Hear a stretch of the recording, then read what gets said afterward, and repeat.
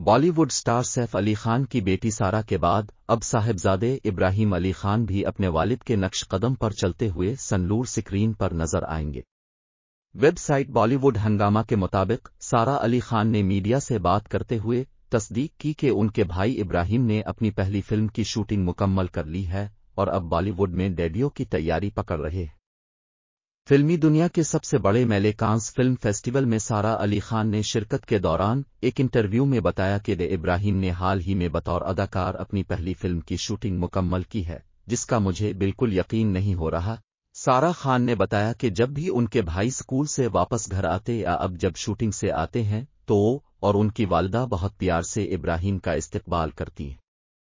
تب مجھے احساس ہوا کہ میرا بھی میری ماں والا ہی دل ہے، کیونکہ ہم دونوں ابراہیم کے ساتھ ایک ہی جیسا پیش آتے ہیں۔ سارہ نے ابراہیم کی پہلی فلم پر اپنی والدہ کے رد عمل پر بات کرتے ہوئے کہا، میرے خیال میں ہم دونوں ہی جذباتی ہیں اور سب سے زیادہ جذباتی ہم ابراہیم کے گھر آنے پر ہوتے ہیں۔ ابراہیم کی ڈیبیو فلم سرزمین دراصل ملیالم زبان میں بنی ہوئی ایک کامیڈی فلم ہریدیم کا ریمیک ہے۔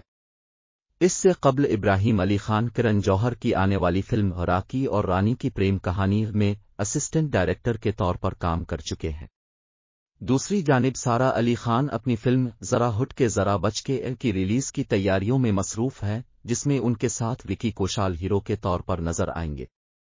چند سال قبل جب ابراہیم علی خان کی تصاویر میڈیا پر شیئر ہوئی تھیں تو شائقین کی جانب سے بہت دلچسپ رد عمل سامنے آیا تھا۔ اکثر شائقین کا کہنا تھا کہ تصاویر دیکھ کر انہیں سیف علی خان کی جوانی یاد آ گئی ہے، تو کسی نے کہا کہ یہ تو سیف علی خان کی فوٹو کاپی ہے۔ ابراہیم علی خان کو بھی اپنے والد کے ساتھ حیران کن مماثلت کا احساس ہے اور ایک انٹرویو میں انہوں نے کہا تھا کہ یہ بات انہیں اکثر سننے کو ملتی ہے۔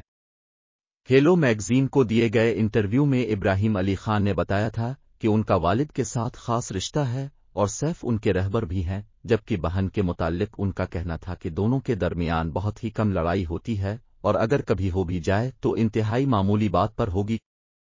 اسی تازہ خبروں کے لیے ہماری چینل لاہور سپوٹ لائٹ کو سبسکرائب کریں اور گھنٹی کے بٹن کو دبائیں۔